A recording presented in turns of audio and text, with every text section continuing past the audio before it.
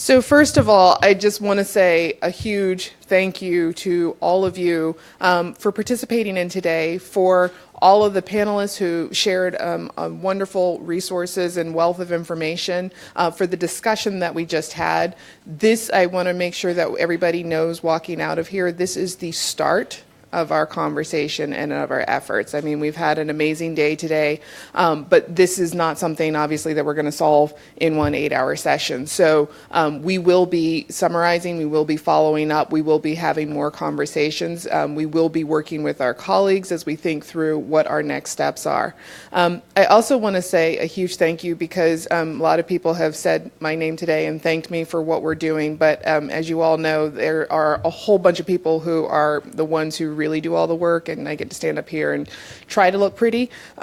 So I want to take a moment to thank all of them for that, and starting first of all with everyone in our office at the CMS Office of Minority Health for their efforts in pulling this together. So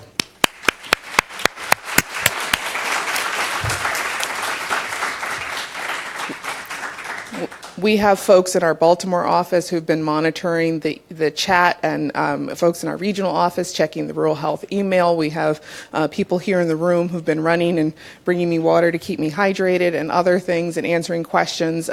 But we also had an amazing planning team. You saw our unofficial, or not our unofficial, but our non-CMS partners listed above. But this also involved a huge planning committee of people from across CMS who were really interested in this issue. And I want to thank all of them, some of whom are here in the room, but our colleagues in our Center for Medicaid and CHIP Services and our Center for Medicare and Medicaid and Innovation, as well as all of the others, our regional rural health coordinators who were helping to pull this day together.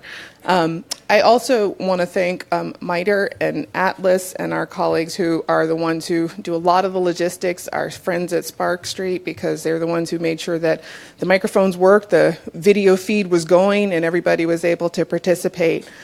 So just each and every one of you for your engagement in the day to help us as we are building our next steps and charting our path forward. Your participation and engagement will make sure that that path is meaningful and impactful, which is what we want to do.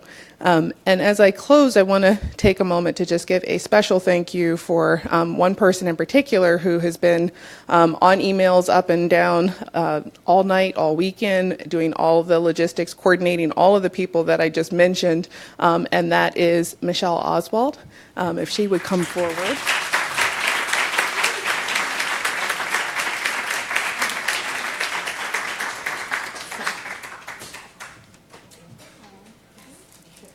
So Michelle's going to make me keep my comments short because one of the things is that, as you've seen, this is a rural maternal health care event, but we have so many moms in the room. I don't know if some of you got to meet Alicia's little son. She's been taking care of him. And of course, Katie brought her daughter, our future rural health researcher. And Michelle has to go because her daughter has graduation in a couple of hours. So she's graduating from 8th grade. So we want to thank her for all of her efforts in doing that while also trying to make her daughter feel very special on this very important day.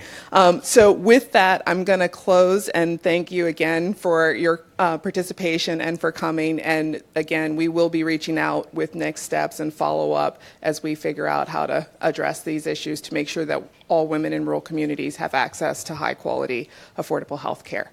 Thank you.